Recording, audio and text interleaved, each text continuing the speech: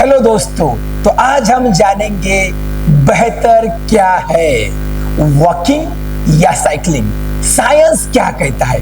आज साइंस के माध्यम से आपको जानना है कि विच इज बेटर, क्योंकि सभी लोग पूछते हैं मैं वॉक करना चाहता हूँ, साइकिल करना चाहता हूँ, तो दोनों में अंतर क्या है, ज्यादा बेनिफिशियल कौन सा है। तो कैलोरी बर्न काय में ज्यादा होता है। अगर आप वॉकिंग करते हैं तो आप स्टेडी वॉक करते हैं, स्लो वॉक करते हैं, और ग्रेजुअल वॉकिंग से कैलोरीज स्लोली और हल्लू से बर्न होती है।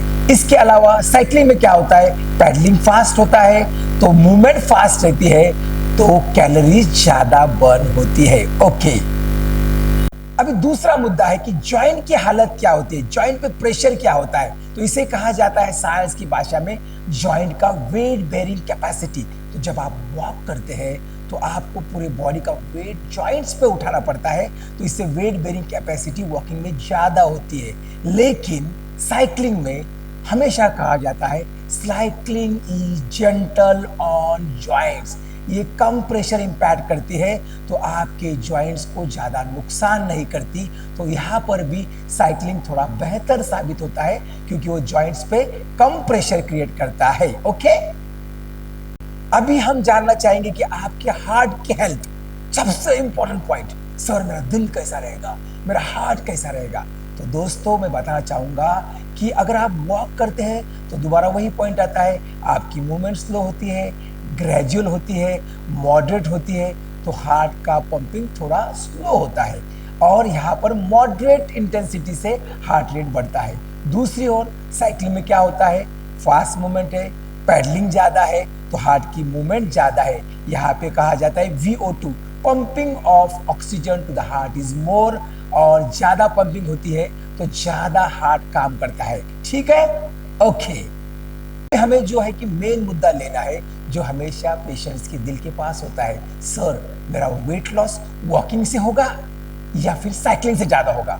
तो देखिए दोबारा वही पॉइंट आ रहा है, वॉकिंग से आपकी स्टेडी मूवमेंट्स होती है तो आपका क्या होगा, ग्रेजुअल वॉकिंग होगा तो थोड़ा कैलोरीज कम बर्न होने वाले। इसके अलावा साइकिलिंग में ज्यादा मूवमेंट है, यहाँ पे EPOC पोस्ट जो है बाद में एक्सरसाइज करने के बाद ऑक्सीजन कैपेसिटी बढ़ती है। तो यहाँ पर वेट लॉस अगर करना चाहते हो तो साइकिलिंग मुझे लगता है कि ज्यादा बेहतर है। ठीक है, अब हम जानेंगे आपका मूड के बारे में। तो हमेशा कहा जाता है कि अगर आप वॉक करते हैं, आप जब नेचर के साथ रहते हैं, देखिए वॉकिंग में आप नेचर के साथ रहते हैं, फ्रेंड्स के साथ वॉक करते हैं, थोड़ी बातें करते हैं, तो डेफिनेटली आपका मूड अच्छा होता है, हैप्पी होता है, आप खुश होते हैं। तो यहाँ पे क्या होता है दोस्तों, कॉर्टिसोल कम होता है और सीरोटोनिन बढ़ता है। तो दूसरी ओर साइकिलिंग में क्या होता है, साइकिलिंग थोड़ी फास्ट होती है तो आपका एंडोफ्रिन ज्यादा बढ़ता है जिसे कहा जाता है हैप्पी हार्मोन्स। तो वहां पर वॉकिंग में सीरोटोनिन बढ़ता है, यहाँ पे एंडोफ्रिन बढ़ता है। ठीक है, ओके। तो अभी लेते हैं फाइनल पॉइंट, अगर अब क्या करना चाहिए। लेकिन अगर आपको अभी फैट लॉस करना है तो गो फॉर साइकिलिंग। लेकिन आपको अगर आपका मूड काम रखना है, आपको शांत रहना है, आपको चाहिए peace of mind, then why don't you go for walking. Walking is the best exercise. लेकिन अब मेरी सलाह, मेरा एक्सपीरियंस आपको बताता हूँ, क्योंकि मैं सालों से चल रहा हूँ, सालों से साइकिल चला रहा हूँ, तो व्हाई नॉट दोनों का कॉम्बिनेशन करते हैं।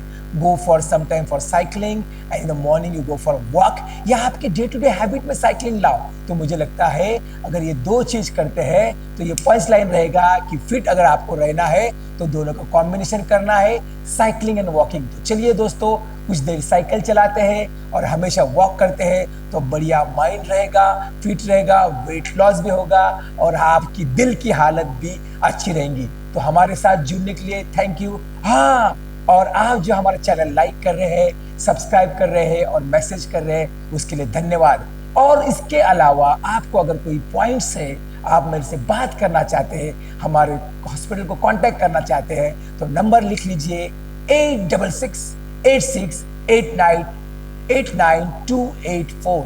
Thank you one and all. मैं डॉक्टर शेल के इनर हार्मनी से धन्यवाद।